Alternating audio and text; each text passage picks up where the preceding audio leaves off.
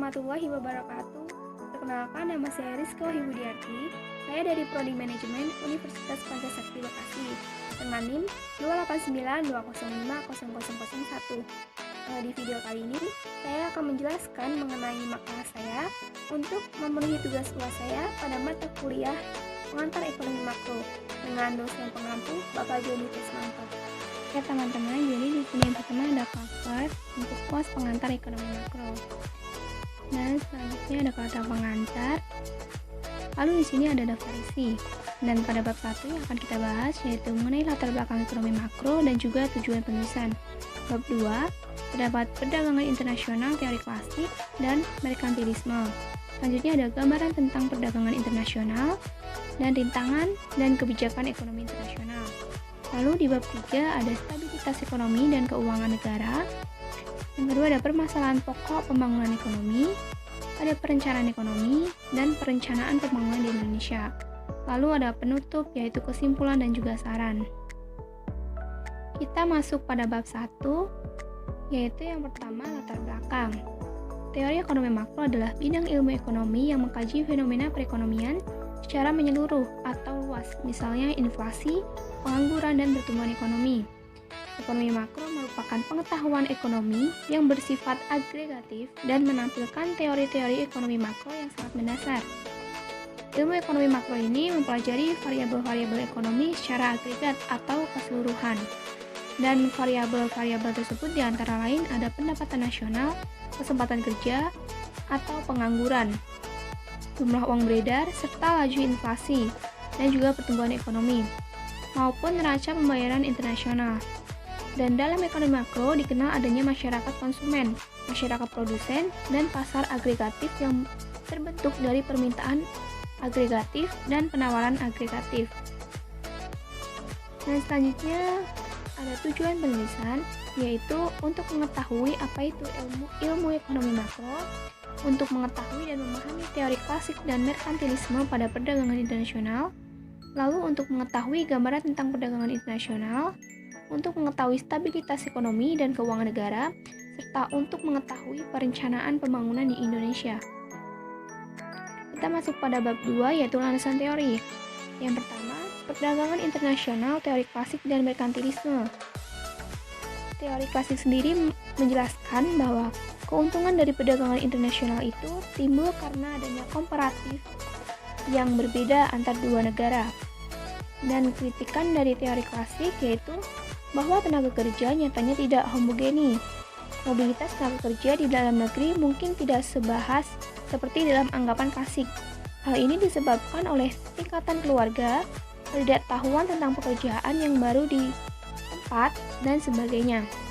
Lalu dengan adanya non-competing group dari tenaga kerja menyebabkan tidak mungkin nilai suatu barang dinyatakan dengan banyaknya tenaga kerja yang dibutuhkan. Lalu ada pengertian teori merkantilisme.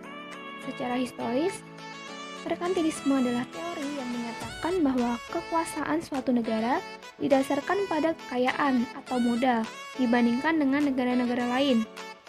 Dan hal ini membutuhkan akumulasi komoditas yang berharga dan neraca perdagangan yang menguntungkan ekspor ataupun impor. Di sini juga ada tujuan teori merkantilisme yaitu untuk memupuk kekayaan berupa logam mulia sebanyak-banyaknya. Dan ciri-ciri merkantilisme ini yang pertama yaitu peningkatan ekspor dengan cara menggunakan industri dalam negeri. Yang kedua, menerapkan biaya masuk yang tinggi guna mencegah masuknya hasil industri yang dari negara-negara lain. Yang ketiga, hanya bahan mentah atau bahan baku yang diimpor dari negara-negara yang dijajah. Dan selanjutnya, mencari negara-negara jajahan untuk mencari kekayaan. Dan yang kedua ada gambaran tentang perdagangan internasional. Perdagangan internasional merupakan perdagangan yang dilakukan oleh penduduk suatu negara dengan penduduk negara lain atas dasar kesepakatan bersama. Penduduk yang dimaksud ini berupa antar perorangan atau individu dengan individu, antara individu dengan pemerintah suatu negara, atau pemerintah suatu negara dengan pemerintah negara lain. Dan selanjutnya ada rintangan dan kebijakan ekonomi internasional. Yang pertama, hambatan-hambatan atau rintangan dalam kegiatan perdagangan internasional. Yang pertama yaitu regulasi atau kebijakan pemerintah berupa tarif atau bea cukai, manajemen tarif, pembatasan jumlah, dan juga mata uang. Dan hambatan yang kedua yaitu perbedaan bahasa. Yang ketiga, perbedaan peraturan negara. Dan yang keempat, proses yang memakan waktu, serta organisasi ekonomi. Dan hambatan-hambatan di atas menguntungkan produsen dan juga pemerintah. Produsen diuntungkan dari perlindungan yang didapatkan, dan pemerintah mendapatkan pemasukan tambahan dari pajak. Namun, menghambat pengusaha karena selain mengurangi efisiensi ekonomi, pengusaha tidak bisa mengambil kesempatan dan keuntungan dari berdagang dengan negara lain.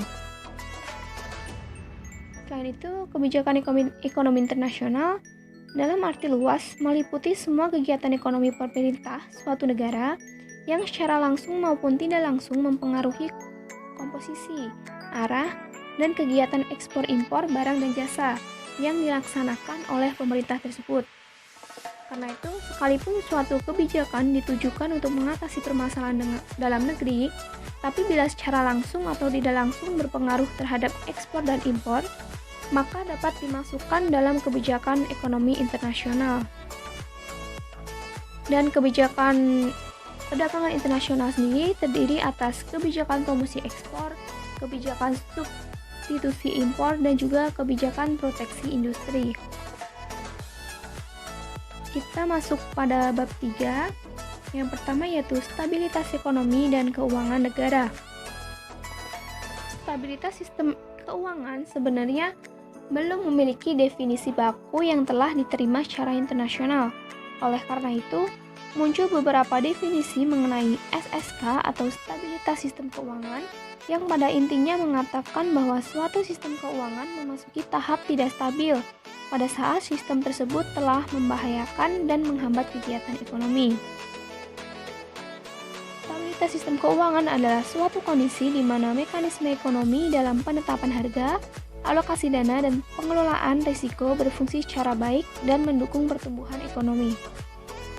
Dan arti stabilitas sistem keuangan dapat dipahami dengan melakukan penelitian terhadap faktor-faktor yang dapat menyebabkan instabilitas di sektor keuangan. Selanjutnya ada permasalahan pokok pembangunan ekonomi. Masalah yang pertama yaitu kemiskinan. Kemiskinan menjadi salah satu masalah dalam pembangunan ekonomi. Hal ini dikarenakan pembangunan ekonomi yang tujuan salah satunya adalah untuk meningkatkan taraf hidup masyarakat. Apabila semakin banyaknya kemiskinan di suatu negara, maka tujuan dari pembangunan ekonomi tidak terpenuhi atau tidak berjalan sesuai dengan apa yang diharapkan. Maka dari itu, banyaknya angka kemiskinan pada suatu negara sangat berpengaruh terhadap jalannya pembangunan ekonomi. Dan yang kedua yaitu pengangguran. Pengangguran ini terjadi karena jumlah pencari kerja lebih besar dari jumlah peluang kerja yang tersedia, dan masih adanya anak yang putus sekolah, hingga kesulitan untuk mencari pekerjaan, serta terjadinya pemutusan hubungan kerja atau PHK karena krisis global. Dan masalah yang ketiga yaitu ketimpangan dalam distribusi pendapatan. Ketimpangan distribusi pendapatan membuat si kaya dan si miskin semakin curam, yang mengakibatkan terjadinya kecemburuan sosial dan berpotensi untuk memicu terjadinya berbagai tindak kriminal. Dan yang keempat yaitu tingginya angka pertumbuhan penduduk. Tingginya angka pertumbuhan penduduk disebabkan karena tingginya angka kelahiran di suatu negara. Tingginya angka kelahiran disebabkan karena pada saat ini banyaknya pernikahan dini yang mengakibatkan kehamilan dini pula. Dan banyak pula orang-orang yang beranggapan bahwa banyak anak banyak rezeki. Dan ada pula yang beranggapan bahwa penerus dalam sebuah keluarga adalah anak laki-laki. Sehingga apabila dalam pernikahannya belum memiliki anak laki-laki, maka mereka akan berusaha sampai mendapatkan anak laki-laki tersebut. Dan masalah yang kelima yaitu inflasi. Terjadinya kemerosotan nilai uang akibat jumlah uang yang beredar terlalu banyak, sehingga memicu kenaikan harga barang-barang. Dan ini akan berdampak pada menurunnya pendapatan real orang-orang yang berpenghasilan, sehingga daya belinya ikut menurun. Dan selanjutnya ada perencanaan ekonomi. Perencanaan ekonomi adalah mekanisme alokasi sumber daya yang berlawanan dengan mekanisme pasar. Sebagai mekanisme koordinasi dalam sosialisme, perencanaan ekonomi menggantikan pasar faktor dan didefinisikan sebagai alokasi langsung sumber daya, yaitu berlawanan dengan alokasi tidak langsung dari mekanisme pasar. Dan selanjutnya ada perencanaan pembangunan di Indonesia. Sistem perencanaan pembangunan di Indonesia menurut Undang-Undang Nomor 25 Tahun 2004 tentang Sistem Perencanaan Pembangunan Nasional adalah salah satu kesatuan tata cara perencanaan pembangunan untuk menghasilkan rencana-rencana pembangunan dalam jangka panjang, jangka menengah, dan tahunan yang dilaksanakan oleh unsur penyelenggara negara dan masyarakat di tingkat pusat dan daerah. Dan ada 5 tujuan perencanaan pembangunan menurut Undang-Undang Nomor 25 Tahun 2004. Tujuan yang pertama yaitu mengkoordinasikan pelaku-pelaku pembangunan. Yang kedua, menginteraksikan pembangunan antara daerah, waktu, fungsi pemerintah yang berbeda, yaitu pusat maupun daerah. Dan yang ketiga, menghubungkan dan menyelaraskan perencanaan, penganggaran, pelaksanaan, dan pengawasan. Yang keempat, mengoptimalkan partisipasi masyarakat. Dan yang kelima, memanfaatkan sumber daya dengan baik. Dan adapun rencana pembangunan nasional dibagi menjadi berbagai jenis yang memiliki hierarki dan cakupannya masing-masing. Yang pertama, rencana pembangunan dibagi atas rencana pembangunan jangka panjang dan rencana pembangunan jangka panjang menengah. Yang kedua, rencana strategis dibagi atas rencana strategis kementerian lembaga dan rencana strategis satuan kerja perangkat daerah. Dan keduanya memiliki rentang waktu selama 5 tahun. Dan yang ketiga yaitu rencana kerja memiliki rentang waktu selama 1 tahun.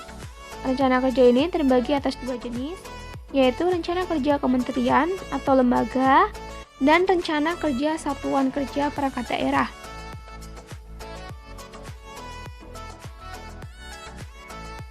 Dan kita masuk pada bab 4 yaitu penutup. Terdapat kesimpulan. Yang pertama, perdagangan internasional adalah perdagangan yang dilakukan oleh penduduk suatu negara dengan penduduk negara lain atas dasar kesepakatan bersama. Dan penduduk yang dimaksud ini dapat berupa antar perorangan, antar individu dengan pemerintah, atau pemerintah suatu negara dengan pemerintah negara lain. Kesimpulan yang kedua yaitu hambatan atau rintangan dalam kegiatan perdagangan internasional. Yang pertama yaitu regulasi atau kebijakan pemerintah. Yang kedua, perbedaan bahasa. Yang ketiga, perbedaan peraturan negara. Yang keempat, proses yang memakan waktu. Dan yang kelima yaitu organisasi ekonomi.